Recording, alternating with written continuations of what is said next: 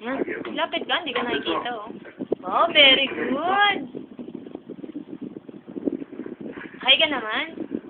Ay. Ano nagawa mo? Galing, ha? 어제 내가 입었던 옷이야. Yan. 어제 네가 뭘 입었던지 말던지 그게 나를 무엇이냐? 어제 처음 입었는데 Anak. 그게 마지막이겠지. Anong galing? Uy, naku, pasidira. Wow, ang laki naman ng tutut. Oo, anak ko. May kulangot sa binog. Eh, may kulangot pa din. Ilan? Naman.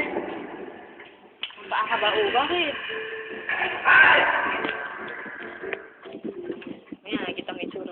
이제 생각 좀 나지? 그 상태로 그럼 우리 집에 와야지. 네 집에 가야지.